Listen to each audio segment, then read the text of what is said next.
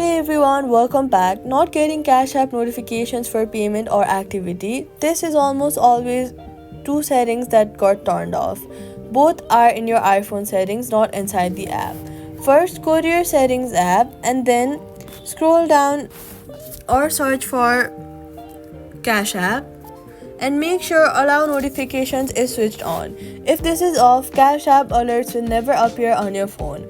Also, make sure that the alert style is set to banners or alert, not none.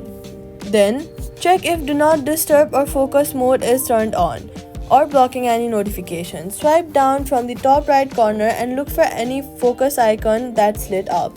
Tap on it to turn it off. Then, go to the settings and then search for focus and make sure Cash App isn't being filtered out by any of your focus mode. After that, open the Cash App briefly and go to your profile icon, then tap notifications inside the app. Cash App has its own separate notification settings and both iPhone settings and in the app settings need to be turned on.